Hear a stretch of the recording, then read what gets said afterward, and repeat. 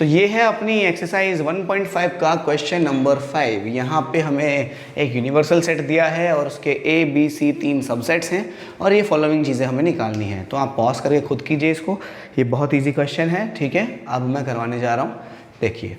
अब है अपना ए डैश की बात हो रही है, किसकी? ए डैश की। पहले पार्ट में है ना, पहले पार्ट में ए डैश, दूसरे पार्ट में बी डैश, तीसरे पार्ट में कुछ निकालने हैं हमें।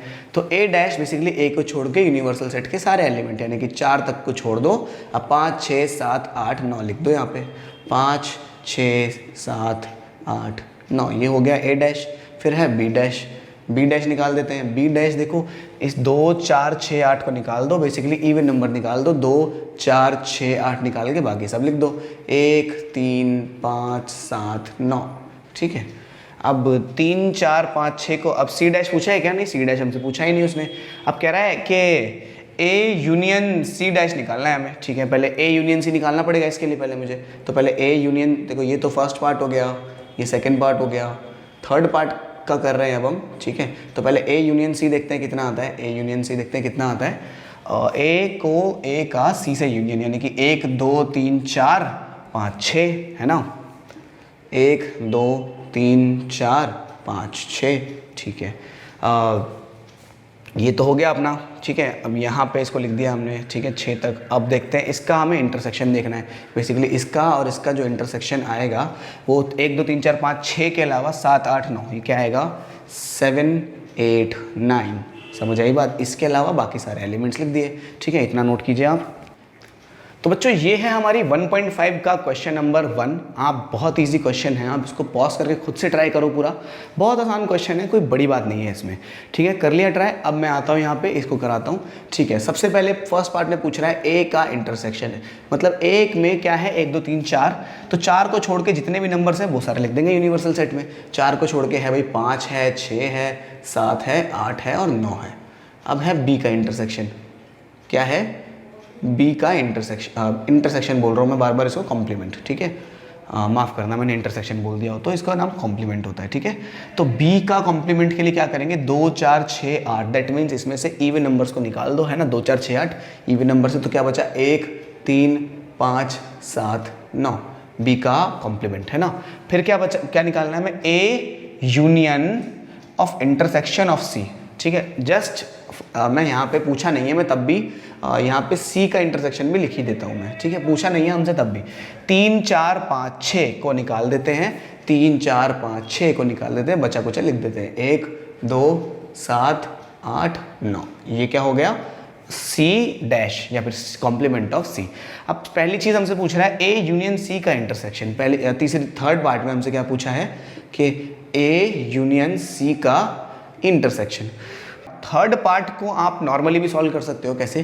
पहले ए और सी का कर दो, आप यूनियन निकाल दो ए और सी का, फिर उनका कॉम्प्लीमेंट ले लेना। कैसे? ए और सी का यूनियन कैसे निकालोगे? एक ए में कितने एलिमेंट है? 1 2 3 4। सी में कितने एलिमेंट्स हैं? 3 4 5 6, ठीक है। तो कितना हो जाएगा? 1 2 3 4 5 6। तो ये हो गए सारे कौन से अपने ए यूनियन सी हो गया ये तो, है ना। अब इसका कॉम्प्लीमेंट यानी कि 1 से लेकर 6 तक की गिनती का कॉम्प्लीमेंट कितना हो जाएगा? ये हो जाएगा भाई 7 8 9। कितना हो जाएगा? 7 8 9, ठीक है। इसका आंसर 7 8 9 आएगा, आप ऐसे भी कर सकते हो। लेकिन हमने अभी अभी फॉर्मूला पढ़ा है थोड़ी देर पहले, क्या पढ़ा है कि इसका जब आपको 2 सेट का यूनियन दे रखा और उसका होल कॉम्प्लीमेंट करना हो तो आप क्या करो? पहले कर दो आप कॉम्प्लीमेंट ऑफ ए, फिर कर दो कॉम्प्लीमेंट ऑफ बी और उनके बीच के ये जो सिंबल है इसको चेंज कर दो, मतलब इंटरसेक्शन कर दो। तो अच्छा बी नहीं है या सी है, तो सी रहने देते हैं यहाँ पे। तो A intersection, A complement with intersection of C complement, है ना। तो ए और सी, ए डैश तो मुझे पता है ये रहा, सी डैश मुझे पता है ये रहा। तो कॉमन एलिमेंट्स लिख देते हैं। देखो कॉमन एलिमेंट्स कौन से यहाँ पे? 5 6 5 6 7 8 9, देखो कॉमन है, 7 8 9 कॉमन है, ठीक है। कितना आ गया? सिंपली आ गया अपना 7 8 9। आप दोनों तरीके से ही कर सकते हो। ये वाला मेथड मुश्किल लग रहा है, हालांकि ये इजी है, आपको फार्मूला थोड़ा सा याद होना चाहिए बस, है ना। ये पता होना चाहिए कैसे बनाते हैं। हालांकि अगर आप फार्मूला एग्जाम में भूल भी जाते हो तो आप इससे भी कर सकते हो कि ए और सी का पहले ए और सी का यूनियन करके होल कॉम्प्लीमेंट कर दो, ठीक है। अब आते हैं क्वेश्चन नंबर 4 पे। क्वेश्चन नंबर 4 भी सिमिलर है। ए यूनियन बी का इंटरसेक्शन बोला है तो इसका फॉर्मूला हो जाएगा ए यूनियन बी का कॉम्प्लीमेंट बोला है, इंटरसेक्शन बोल देता हूँ मैं बार बार इसको शायद, तो इसको कॉम्प्लीमेंट बोलते हैं, ठीक है। मेरे वर्ड्स को माफ़ करना, ठीक है। तो ए का पहले ले लो कॉम्प्लीमेंट, फिर यूनियन से कर दो इंटरसेक्शन, बी का ले लो फिर कॉम्प्लीमेंट, ठीक है। बात समझ आती है? अब a dash with intersection of b dash, मतलब इसमें a डैश पता है मेरे को क्या है, b डैश पता है मेरे को क्या है। देखो कॉमन क्या क्या एलिमेंट्स है, देखो 5 कॉमन है, 7 कॉमन है और 9 कॉमन है ना, 5 7 9, क्या कॉमन आ गया, 5 7 9, ये आ गए मेरे कॉमन एलिमेंट्स। ठीक है, 5 7 9, और तो कुछ नहीं है, नहीं और कुछ नहीं है। ठीक है, अब इस पे चलते हैं, a डैश का भी डैश, ठीक है, डबल डैश वाला क्वेश्चन। तो a डैश का भी डैश, पहले a डैश मुझे पता है ये क्या है, a डैश क्या है, 5 6 7 8 9, तो 5 6 7 8 9 का भी डैश चाहिए, मतलब मुझे 5 6 7 8 9 का भी मुझे डैश चाहिए।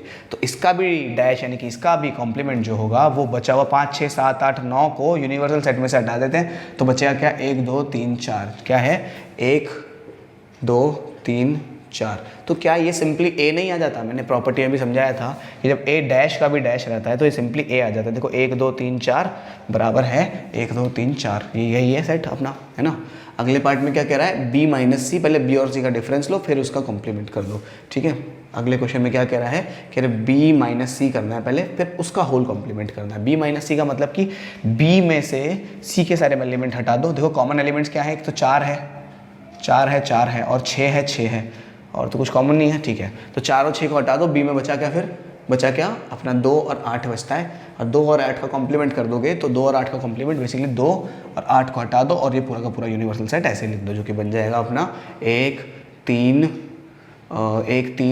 4 5 6 7 9। ठीक है, ये हो गया आपका पूरा क्वेश्चन नंबर 1।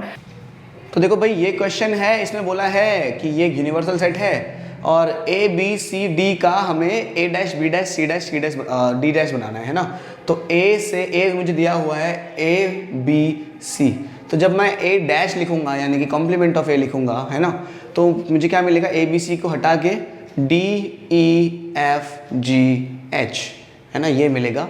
तो आप निकाल सकते हो यार, बहुत इजी क्वेश्चन है, कोई दोबारा मैं इसको पूरा नहीं करा रहा, बात समझ जाओ कि a को हटा दो और जितने एलिमेंट्स इसमें बचे उसको यहाँ लिख देना। ठीक है, d e f g को हटा दो, d e f g को हटा देंगे यानी कि d e f g को हटा दोगे तो a b c और h बचेगा। ठीक है, a c e g को हटा दोगे, देखो किस किस को हटाना है हमें, a c e g को हटा दोगे तो बचेगा क्या, d b d f h बचेगा, f g h a को हटा दोगे यानी कि f g h किधर है, h और a को हटा दोगे तो b c d e बचेगा। इजी क्वेश्चन आप खुद कर सकते हो, मैं वीडियो लेंथी हो जाएगी ज़्यादा अगर ऐसे फालतू क्वेश्चन भी करवाऊंगा तो। ठीक है, तो आप कर लो इसको खुद से। तो बच्चों ये है हमारा question number 3। Question number 3 exercise 1.5 का, ये इसमें टोटल 11 पार्ट्स हैं लेकिन मैं उसके आगे और लिखूंगा अभी। ठीक है, तो यहाँ बोला हुआ है, मान लीजिए कि आपका यूनिवर्सल सेट नेचुरल नंबर है, यानी कि यूनिवर्सल सेट जो है हमारा वो नेचुरल नंबर्स का है, यानी कि 1 2 3 4 5 एंड सो ऑन, ये है हमारा यूनिवर्सल सेट। अब इसमें इन सेट्स का हमें कॉम्प्लीमेंट निकालना है, right the complement of these sets. ठीक है, देखो इस सेट का जो भी ये सेट बनेगा, x such that x is a even natural number, मतलब इवन नंबर्स का अगर मैं कॉम्प्लीमेंट निकालूंगा अगर इस सेट का, तो क्या बनेगा, बेसिकली अगर आप नेचुरल नंबर्स में से सारे इवन नंबर्स को निकाल दो तो जो बचते हैं वो सारे ऑड नंबर्स बचते हैं। तो ये ऐसे मैं लिख देता हूँ, या तो मैं सिंपली ऐसे भी लिख सकता हूँ इसको, 1 3 5 7 और 9 एंड सो ऑन, ये बनता है हमारा a set of odd natural numbers. ठीक है, आप इसको वर्ड्स में भी लिख सकते हो, x such that x is an odd natural number, या फिर ये अगला ही लिखा हुआ है, यही सेम टू सेम आप कॉपी कर सकते हो। सिमिलरली यहाँ लिखा हुआ है x such that x is an odd natural number, तो जो बचेगा ऑड नेचुरल नंबर्स को अगर इसमें से निकाल दूं मैं सारे, तो बचेंगे सारे इवन नंबर्स, जैसे कि 2 4 6 8 10 एंड सो ऑन। ठीक है, आप ऐसे भी लिख सकते हो, x such that x is a even natural number, और ऐसे भी लिख सकते हो, एक ही बात है। पीछे मेरे ख्याल से ऐसे लिख रखा होगा, पीछे मेरे ख्याल से सेट बिल्डर फॉर्म में लिखा होगा, तो आप वैसे लिख लो या ऐसे लिख लो, आपकी मर्जी है। इस वाले में हमें कह रहा है x such that x is a positive multiple of 3, मतलब अगर इस सेट को मैं यहाँ लिखने की कोशिश करूँ तो पॉजिटिव मल्टीपल ऑफ 3 यानी कि 3 6 9 12 एंड सो ऑन, ये ऐसे चलता रहेगा। तो इसको अगर सेट बिल्डर फॉर्म में लिखना है हमें तो कैसे लिखेंगे, x such that x is equals to 3n, x is not equals to 3n, क्योंकि हम नहीं चाहते, क्योंकि हम कॉम्प्लीमेंट लिखने जा रहा हूं, मैं क्या लिखने जा रहा हूं, इसका कॉम्प्लीमेंट लिखने जा रहा हूं, तो मैं नहीं चाहता कि ये कोई भी मल्टीपल मिले 3 का, तो मैं 3n के बराबर नहीं है x, है ना, और x belongs to natural numbers. ठीक है भाई, ये समझ गए ना क्या हुआ? ये तो था सेट और ये है इसका कॉम्प्लीमेंट। ठीक है, मैंने सामने से कॉम्प्लीमेंट लिखा है, आप सिंपली ऐसे भी लिख सकते थे x such that x is a positive integer, positive natural number and does not belong and it is not a multiple of 3। और ऐसे भी लिख सकते हो x is not a multiple of 3 and it is belonging to natural numbers. ठीक है, यहाँ देखो x is a prime number, यहाँ तो सिंपली लिख दो आप x such that x is a composite number. एक चीज और है बस इसमें, x is a composite number. ठीक है, x is a prime number. Basically अगर इस सेट में से, इस यूनिवर्सल सेट में से 1 2 3 4 5 वाले सेट में से मैं सारे प्राइम नंबर्स निकाल दूं, ये देखो मैं यहाँ करके दिखा रहा हूँ, 1 2 3 4 5 6 7 8 ऐसे करके सेट चल रहा है। अगर इसमें से मैं सारे प्राइम नंबर निकाल दूं, देखो 2 प्राइम है इसे निकाल दिया, 3 प्राइम है इसे निकाल दिया, 5 प्राइम है इसे निकाल दिया, 7 प्राइम है इसे निकाल दिया, तो सारे, पहली बात तो सारे कॉम्पोजिट नंबर बचे, सारे कॉम्पोजिट नंबर बचे और एक और नंबर बचा जो कि 1 है। x is a composite number and x is also equals to 1 and ये लिख दो कि x is also equals to 1। ठीक है, x एक कॉम्पोजिट नंबर हो सकता है और x 1 के बराबर भी हो सकता है। ठीक है, क्योंकि एक तो ना ही कॉम्पोजिट होता ना ही प्राइम होता, तो उसको हमें अलग से मेंशन करना पड़ेगा। ठीक है, अब इस वाले को देखते हैं। इस वाले में देखिए x such that x is a natural number divisible by 3 and 5। ठीक है, मतलब कि एक बात ध्यान दो, अगर एक ऐसा नेचुरल नंबर जो 3 और 5 दोनों के टेबल में आ रहा है तो 15 के टेबल में भी आएगा ना। देखो इन दोनों का एलसीएम 15 होता है ना। अगर कोई एक नंबर नेचुरल नंबर 3 के टेबल में भी आता है और 5 के टेबल में भी आता है तो 15 के टेबल में भी आएगा। ठीक है, तो इनका एलसीएम आता है। ठीक है, अब देखिए क्योंकि अब मुझे इसका कॉम्प्लीमेंट लिखना है तो मैं कॉम्प्लीमेंट लिखता हूँ यहाँ पे। ठीक है, x such that x belongs to natural number, ऐसे भी लिख सकते हैं and is not divisible by 15, या फिर ऐसे भी लिख सकते हो कि जो x है वो बराबर नहीं है 15 n के।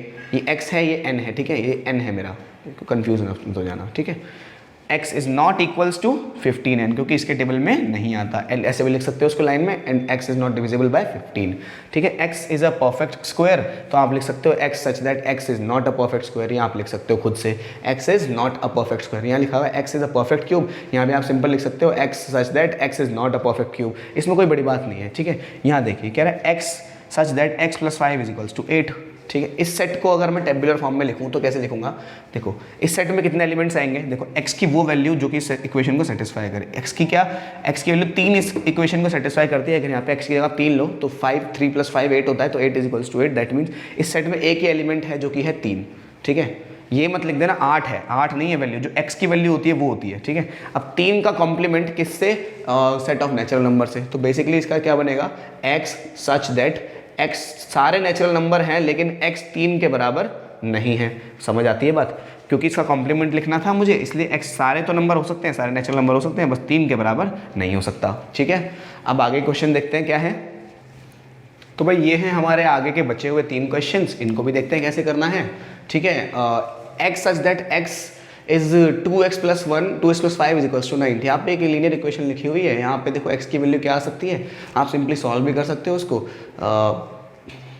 2x plus 5 is equals to 9 और x की वैल्यू आ जाएगी बेसिकली 2 आ जाएगी यहाँ से। भाई देखो कैसे आएगी कि 2x is equals to 9 minus 5 and 2x is equals to 4, x is equals to 2।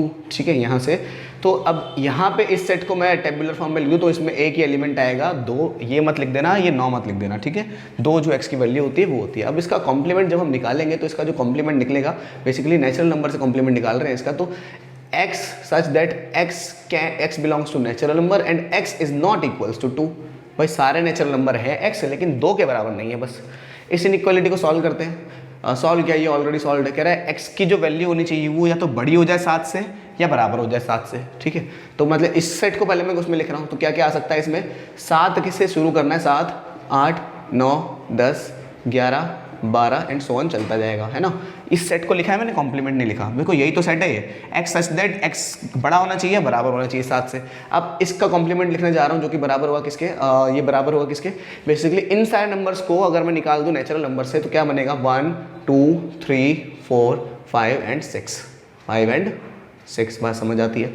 अब इसमें देखो कह रहा है x such that x is a natural number and 2x plus 1 बड़ा होना चाहिए 10 से। ठीक है भाई, x नेचुरल नंबर है। अब इस ये एक इनइक्वालिटी दे रखी है, इसको सॉल्व करते हैं। 2x + 1 is greater than 10। देखो इस निशान को आप इक्वल की तरह ट्रीट कर सकते हो, बिल्कुल ठीक है। ये +1 यहाँ जाएगा, माइनस का 1 हो जाएगा। सो 2x इज ग्रेटर देन 9, और 9 ये 2 यहाँ से आया तो ये नीचे आ जाएगा 2, ठीक है। जो x होना चाहिए वो 9/2 से बड़ा होना चाहिए। अब 9/2 कितना होता है, यानी कि x बड़ा होना चाहिए किसके, 4.5 से। अब 4.5 से बड़े सारे नंबर्स लिख देता हूँ यहाँ पे इस सेट में, कॉम्प्लीमेंट नहीं लिख रहा उसका, 4.5 से बड़े सारे नंबर यानी कि 5, 6, 7, 8 एंड सो ऑन चलते जाएंगे सारे। अब इस सेट का जब कॉम्प्लीमेंट लिखोगे तो वो सारे सेट नंबर आ जाएंगे जो इसमें नहीं है, यानी कि 1, 2, 3, 4, 5 को इसमें नहीं लेंगे क्योंकि वो इसमें मौजूद है, ठीक है। होप आपको समझ आया होगा। ये था तीसरा क्वेश्चन, ज़्यादा मुश्किल नहीं था, बस आपको थोड़े बहुत सेट बिल्डर से टेबुलर आना चाहिए था कैसे करते हैं, और कॉम्प्लीमेंट निकालना आना चाहिए था, ठीक है। तो बच्चों ये है चौथा क्वेश्चन आपका सेम एक्सरसाइज 1.5 का, ठीक है। तो यहाँ बोल रहा है हमें कि पहले A यूनियन B का जो कॉम्प्लीमेंट होता है वो A के कॉम्प्लीमेंट इंटरसेक्शन B के कॉम्प्लीमेंट के बराबर होता है नहीं होता। बेसिकली जो हमने डी मॉर्गन्स लॉ पढ़ा था अपने इंट्रोडक्शन वीडियो में, उसको प्रूव करने की बात बोल रहे हैं। हमने प्रूव भी किया था अपने इंट्रोडक्शन वीडियो में ही, तो आपने देखी है तो आपको आता होगा, आप पॉज करके खुद कर लो, नहीं देखी तो कोई बात नहीं। यहाँ देखो पहले कह रहा है इसको प्रूव करने के लिए मैं 2-3 टर्म्स को निकाल देता हूँ। पहले A इंटरसेक्शन कितना आएगा, देखो मेरा A कॉम्प्लीमेंट कितना आएगा, A का कॉम्प्लीमेंट 2, 4, 6, 8 को हटा दो, और 2, 4, 6, 8 को हटाने के बाद जो जो नंबर्स बचते हैं उनको यहाँ लिख देते हैं। 1, 3, 5, 7 और 9, यही तो बचेगा। देखो 2, 4, 6, 8, 2, 4, 6, 8 को अगर मैं हटा दूँ तो 1, 3, 5, 7, 9, ठीक है। ये हो गया मेरा A कॉम्प्लीमेंट, ये A डैश बोल सकते हो आप इसको। अब निकालते हैं B कॉम्प्लीमेंट या B डैश। B कॉम्प्लीमेंट निकालने के लिए 2, 3, 5, 7 को हटाना है इस बार हमें, 2, 3, 5 और 7 को हटाना है, जो बचा बाकी सब लिख देना है। देखो 2, 3, 5, 7 हटा देते हैं तो 1, 4, 6, 8, 9, 1, 4, 6, 8, 9, ठीक है। 1, 4, 6, 1, 4, 6, 8, 9, ठीक है। ये हो गया मेरा B डैश। अब मैं A यूनियन B निकाल देता हूँ यहीं पे, A यूनियन B निकाल देते हैं यहीं पे। भाई A यूनियन B कितना आएगा देखते हैं। A यूनियन B यानी कि A और B का यूनियन, तो 2, 4, 6, तो कैसे आएगा, 2 है यहाँ पे, 2 है और 3 है और 4 है और 5 है, 6 है, 7 है और 8 भी है। 2, 4, 6, 2, 3, 4, 5, 6, 7, 8, ठीक है। ये 3 चीज़ें निकाल दी मैंने, है ना। अब प्रूव करने की कोशिश करते हैं इसको। पहली प्रॉपर्टी क्या कहती है कि अगर आप A यूनियन B का इंटरसेक्शन निकालोगे, A यूनियन B का इंटरसेक्शन निकालोगे, उसको निकालते हैं हम। A यूनियन B का इंटरसेक्शन कितना होता है, बेसिकली इसके अलावा, इस पूरे के अलावा बाकी सारा। तो इस पूरे के अलावा बाकी सारे का मतलब 2, 3, 4, 5, 6, 7, 8 के अलावा बाकी सारा, यानी कि 2, 3, 4, 5, 6, 7, 8 के अलावा क्या बचता है, 1 और 9 बचता है। क्या बचता है यहाँ पे, 1 और 9। फिर कहता है कि A का इंटरसेक्शन, A का कॉम्प्लीमेंट इंटरसेक्शन विद B का कॉम्प्लीमेंट। देखो A कॉम्प्लीमेंट मुझे पता है, देखो इसको निकालते हैं। A complement intersection with B complement. A का क्या कहते हैं इसको, कॉम्प्लीमेंट मुझे पता है 1, 3, 5, 7, 9। B का कॉम्प्लीमेंट भी मुझे पता है 1, 4, 6, 8, 9। अब देखो इन दोनों में कॉमन एलिमेंट्स कौन से हैं, इंटरसेक्शन का मतलब कॉमन एलिमेंट्स होते हैं ना। तो कॉमन एलिमेंट्स कौन सा है भाई, देखो दोनों में 1 आ रहा है और कुछ कॉमन नहीं आ रहा और कुछ कॉमन नहीं आ रहा है, दोनों में 9 आ रहा है। तो 1 आ रहा है और 9 आ रहा है, तो इसे देख के मैं बोल सकता हूँ कि A यूनियन B का जो कॉम्प्लीमेंट है वो 1 और 9 के बराबर है, और A complement with intersection of B complement 1 और 9 के बराबर है। दैट इज़ वाई ये दोनों चीज़ें अपने A यूनियन B का कॉम्प्लीमेंट बराबर है A complement with intersection of B complement के। तो यहाँ से ये चीज़ प्रूव होती है, ठीक है। अब सेकंड पार्ट पे चलते हैं। इसके सेकंड पार्ट भी इजी है, उसमें भी कुछ नई चीज़ नहीं पूछी, उसमें बस एक टर्म और पूछा हुआ है। A और B का इंटरसेक्शन पहले निकाल देते हैं हम, ठीक है। A और B का इंटरसेक्शन देखते हैं क्या आता है। A और B का इंटरसेक्शन में यही निकाल देता हूँ, A intersection B। A intersection B क्या आ रहा है, जैसे कि A और B में कॉमन एलिमेंट्स क्या हैं, देखो 2, 4, 6, 8, 2, 3, 5, 7, 2 कॉमन एलिमेंट है, तो 2 को मैं यहाँ लिख देता हूँ 2, ठीक है। अब कह रहा है A इंटरसेक्शन B के अलावा सारे, इसका मतलब होता है के अलावा सारे यानी कि कॉम्प्लीमेंट। तो इस साइड में क्या आ जाएगा, देखो इस साइड में क्या आ जाएगा, A इंटरसेक्शन B के, जो A इंटरसेक्शन B यानी कि 2 के अलावा बाकी सारे, 2 के अलावा बाकी सारे यानी कि एक पूरे के सारे एलिमेंट लिख देंगे। 1, 3, 4, 5, 6, 7, 8 और 9, ठीक है। अब कह रहा है A intersection A complement with union of B complement, यानी कि इन दो सेट्स का यूनियन लेना है मुझे। तो लेते हैं, देखो एक है 3 है 4 है 5 है 6 है 7 है 8 है और 9 है। तो देखो ये दोनों सेट्स बराबर है, दोनों में 2 गायब है, तो हाँ जी ये प्रॉपर्टी भी सच है, यानी कि LHS RHS आपके बराबर है। इजी क्वेश्चन था, आपको समझ आया होगा, बिल्कुल आया होगा, नहीं आया तो रिवाइंड करके थोड़ा सा देख लो। ओके, चलते हैं अपने नेक्स्ट क्वेश्चन पे। तो बच्चों ये है क्वेश्चन नंबर 5। क्वेश्चन नंबर 5 मैंने इंट्रोडक्शन वीडियो में बहुत अच्छे से डिस्कस कर लिया था। तो क्वेश्चन नंबर 5 में ध्यान से देखने वाली बात यह है कि इसका हमें वेन डायग्राम्स बनाने हैं, और इधर रखे हैं हमें कुछ सेट्स, ठीक है। तो बनाते हैं इनके वेन डायग्राम्स, ठीक है। देखो फर्स्ट वाले में कह रहा है कि पहले A से B का यूनियन लो और फिर उसका होल कॉम्प्लीमेंट कर दो। भाई ये सेट A रहा, ये सेट B रहा, इनके यूनियन में ये एरिया आएगा टोटल। यूनियन मतलब कि वो एरिया जो उसमें भी है और उसमें भी है, मतलब कि जो दोनों में है टोटल उनको मिलाना होता है। यूनियन का मतलब ये एरिया आया किसमें, यूनियन में। अब इस यूनियन का एरिया इसको शेड करना पड़ेगा, लेकिन मुझे लेना है इसका कॉम्प्लीमेंट, यानी कि इसको छोड़ के बाकी सारा, इसको छोड़ के बाकी सारा एरिया हो जाएगा ये, ठीक है। अब हमने एक, देखो अगला वाला कैसे बनेगा, मैं अगला वाला बना के नहीं दिखा रहा, आप खुद बना लेना, क्योंकि हमने एक लॉ पढ़ा था जिसको बोलते हैं डी मॉर्गन्स लॉ, कि जो A यूनियन B का होल कॉम्प्लीमेंट होता है वो बराबर होता है A complement intersection with B complement. तो अगर ये दोनों चीज़ें बराबर हैं, मतलब फर्स्ट और सेकंड बराबर है, तो इनका वेन डायग्राम भी बराबर होगा, यानी कि सेकंड क्वेश्चन में इसे ही दोबारा बना देना, ठीक है। अगला वाला देखते हैं, ये यहाँ पे ब्रैकेट होगा, है ना। अगला वाला मैं इसका बनाऊंगा और इसका आगे नहीं बनाऊंगा, ठीक है, क्योंकि डी मॉर्गन लॉ की वजह से ये दोनों भी बराबर हैं। देखो इस साइन को उल्टा कर देते हैं, दोनों पे डैश लगा देते हैं, बिल्कुल ठीक हो रहा है, ठीक है। अब निकालते हैं, कह रहे पहले डी बी इंटरसेक्शन ए निकाल दो।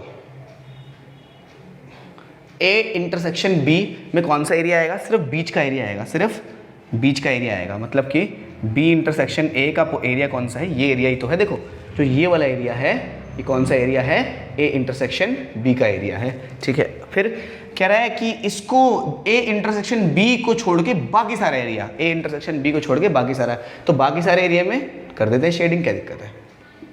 तो बाकी सारा एरिया यही तो है, इसमें सिर्फ ए वाला पार्ट भी कवर हो जाएगा, सिर्फ बी वाला पार्ट भी कवर हो जाएगा, बस ये पार्ट बचेगा, बस ये, ठीक है। समझे बात को। अब क्योंकि डी मॉर्गन्स लॉ से हमें पढ़ा है कि ये भी चीज़ इसके बराबर होती है, तो सेकंड फोर्थ वाले का भी यही डायग्राम बन जाएगा। उम्मीद है आपको समझ आया होगा, नोट कर लो इसको।